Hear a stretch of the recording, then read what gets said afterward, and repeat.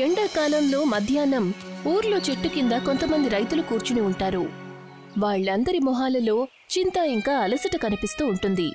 సేటు గూండాలు ఊర్లో తిరుగుతూ ఉంటారు. అశోక్ ఒక మూలన తన భార్య లీలాతో మాట్లాడుతూ ఉంటాడు. లీలా, ఈ భైరవ సింగ్ మన ప్రాణాలు తీస్తాడు. భూములు లాగేసుకుని ఏం చేస్తాడు? పొలంలో ఏమీ పండలేదన్నప్పుడు స్వార్థం ఎందుకు పనికొస్తుంది? అశోక్, కోపంతో ఏమీ సాధించలేం. మనం మన భూముల్ని కాపాడుకోవడానికి ఇంకేదైనా దారి వెతకాలి. ఏం దారి లీలా? వర్షాలు పడడం లేదు, పంట పండడం లేదు. మనకు బంజరు భూమి తప్ప ఇంకేమీ మిగల్లేదు. ఇప్పుడు ఈ ఊర్లో ఉండడం చావుని పిలవడమే అవుతుంది. అప్పుడే ఊరి సర్పంచ్ రామ్ దాస్ అక్కడికొస్తాడు. అశోక్, నువ్వు చాలా సరిగ్గా చెప్పావు. భైరవ్ సింగ్ అయితే ఊరిని నరకంగా మారుస్తున్నాడు. కానీ బాబు, ఒకవేళ మీలాంటి వాళ్ళు కూడా ఓటమిని అంగీకరిస్తే ఈ ఊరి పరిస్థితి ఏమవుతుంది? సర్పంచ్ గారు, నేనైతే పోరాడాలనుకుంటున్నాను, కానీ ఎలా? నా దగ్గర ఇప్పుడు ఏమీ మిగల్లేదు. నీ దగ్గర నీ కష్టం ఇంకా ధైర్యం ఉంది అశోక్, మర్చిపోకు. అశోక్ మౌనంగా ఉంటాడు, కానీ తన కళ్లల్లో ప్రశ్నలు, కోపం స్పష్టంగా కనిపిస్తాయి. మరుసటి రోజు అశోక్ అలసిపోయి అడవిలో కూర్చుని ఉంటాడు. తన మొహంలో చింత కనిపిస్తూ ఉంటుంది. ఉన్నట్టుండి తనకి చెట్ల వెనక నుంచి ఎవరో నడిచే శబ్దం వినిపిస్తుంది. ఒక ముసలి వ్యక్తి చేతికర్ర సహాయంతో నెమ్మదిగా అశోక్ దగ్గరికి నడుచుకుంటూ వస్తాడు. ఏం ఆలోచిస్తున్నావు బాబు? మీరెవరు? మీరు అడవిలో ఏం చేస్తున్నారు? నేను ఒక ప్రయాణికుణ్ణి. నువ్వేదో దీర్ఘంగా ఆలోచిస్తున్నట్టున్నావు. బహుశా నువ్వు జీవితంలో ఓటమిని అంగీకరించినట్లున్నావు. ఏవి మిగలకపోతే ఓటమిని అంగీకరించాల్సిందే. నాది బంజరు భూమి, నా కుటుంబం ఆకలితో ఉంది. సేటు మా దగ్గర నుండి అంతా లాగేసుకుంటున్నాడు. ఇక నేను ఓటమినే కదా అంగీకరించాలి. ఓడిపోయినవాడు కాదు, పోరాడేవాడే ప్రపంచాన్ని మార్చగలడు. నువ్వు రైతువి. నీ రైతు చేతులు భూమిని మార్చే శక్తి ఉంటుంది. శక్తి? నా భూమి ఎండిపోయింది, అందులో ఏ శక్తి మిగలేదు. అయితే శక్తి నేనిస్తాను. ఇదిగో ఈ 3 విత్తనాలు. వీటిని నువ్వు నీ భూమిలో నాటు. గుర్తుపెట్టుకో, ఏదైతే పండుతుందో అది నీ తలరాతను మారుస్తుంది. ముసలి వ్యక్తి 3 చిన్న చిన్న విత్తనాలను అశోక్ చేతిలో పెడతాడు. ఈ విత్తనాలు ఏం చేస్తాయి? మాయా విత్తనాలా?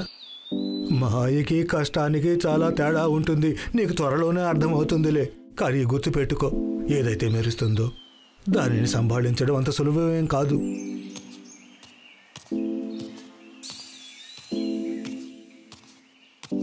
అశోక్, ఆ ముసలి వ్యక్తి ఎవరు? ఈ విత్తనం నిజంగానే మనకి సహాయం చేస్తుందా? నాకు తెలియదు లీలా, కానీ ఈ విత్తనాలు నాటడం వల్ల నష్టమైతే ఏమీ లేదు కదా. బహుశా ఇది మన ఆఖరి ఆశ ఉండొచ్చు. నీకు వీటి మీద నమ్మకం ఉంటే నాకు ఉన్నట్టే. మన కష్టం ఇంకా ప్రార్థనతో చమత్కారం జరగచ్చు. అశోక్ ఇంకా లీలా విత్తనాలు నాటి ఒకరి మొహాలు ఒకరు చూసుకుంటారు. వాళ్ల మొహాల్లో ఆశ ఇంకా భయం 2 ఉంటాయి. ఇప్పుడు మనం ఎదురు చూడాలి. ఈ విత్తనం ఏం చేస్తుందో కాలమే అంతా తెలియజేస్తుంది. ఇద్దరూ తమ గుడిసెకు తిరిగి వెళ్తారు. ఉదయం సమయంలో అశోక్ ఇంకా లీలా పొలానికి వెళ్తూ ఉంటారు. ఎప్పుడైతే వాళ్లు పొలానికి వెళ్తారో అప్పుడు వాళ్లకేదో మెరుస్తూ కనిపిస్తుంది. భూమిలో నుంచి చిన్న చిన్న మెరిసే మొక్కలు మొలుస్తాయి. ఆ మొక్కలు రాత్రి తారల్లాగా మెరుస్తుంటాయి. అశోక్, ఇదేంటి? మన భూమి మంచిన భూమి కదా, కానీ మొక్కలు ఎలా మొలిచాయి? ఈ విత్తనాలను ఆ ముసలి వ్యక్తి మనకిచ్చాడు. కానీ ఇవి అయితే మామూలు మొక్కలుగా లేవు. ఎలా అనిపిస్తుందంటే ఇవి ఆకాశంలోని తారలతో ముడిపడినట్లుగా ఉన్నాయి. అశోక్, ఇది చమత్కారం.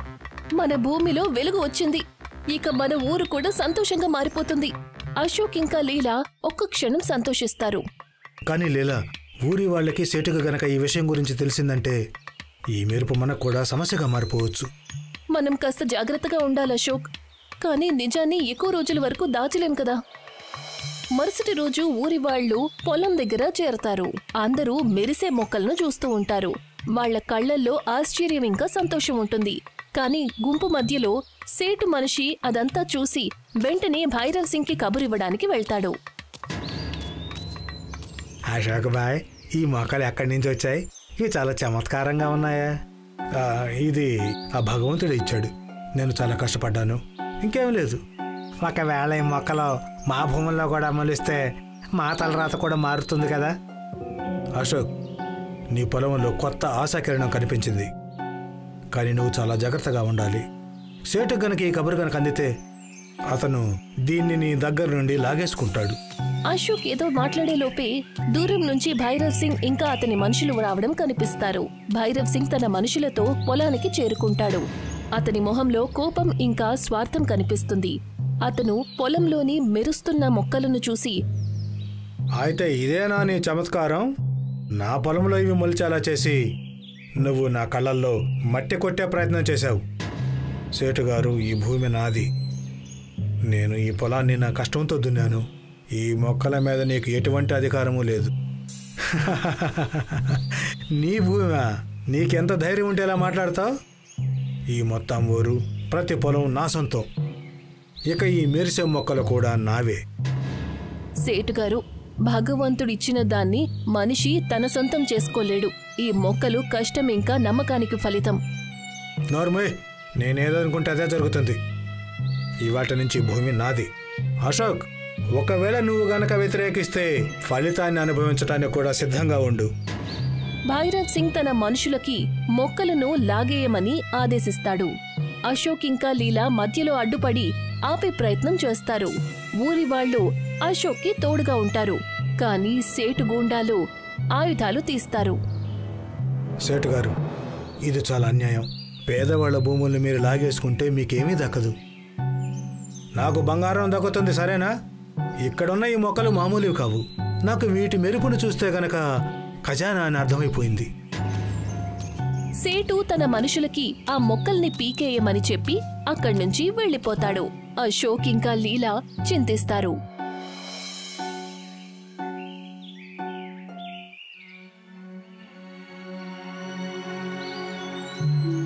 అశోక్ ఇంకా లీలా ఇంటి వాకిట్లో కూర్చుని ఉంటారు. వాళ్ళిద్దరూ ఎంతో బాధపడతారు. ముసలి వ్యక్తి మళ్లీ ఒకసారి వాళ్ల ముందు ప్రత్యక్షమవుతాడు. అశోక్, నేను నీకు ముందుగానే హెచ్చరించాను. ఆ మొక్కల మెరుపు కేవలం నీ కష్టానికి మాత్రమే ఫలితం కాదు. అది ఒక రహస్యానికి ద్వారం. ఏం రహస్యం?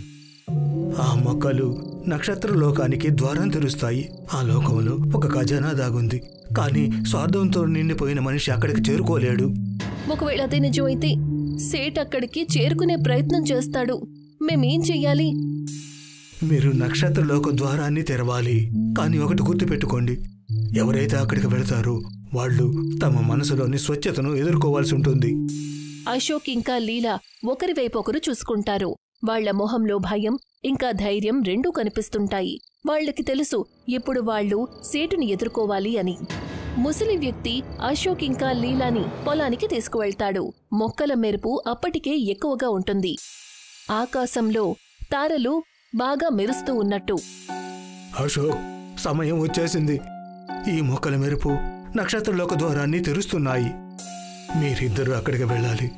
కానీ ఒకటి గుర్తుపెట్టుకోండి, ఖజానా వరకు చేరుకోవడం అంత సులభమేమీ కాదు. స్వార్థం ఇంకా భయం అన్నిటికంటే మీకు పెద్ద శత్రువులు అవుతాయి. ఒకవేళ మా ఊరి బంజర భూములకు జీవం గనక లభిస్తుందంటే ఈ పరీక్షకు మేము సిద్ధంగానే ఉన్నాం. మేము మా కష్టం ఇంకా నిజాయితీతో ఇక్కడి వరకు ప్రయాణం నిర్ణయించాం. ఇక మేము వెనకడుగు వెయ్యము. ముసలి వ్యక్తి మంత్రం చదువుతాడు.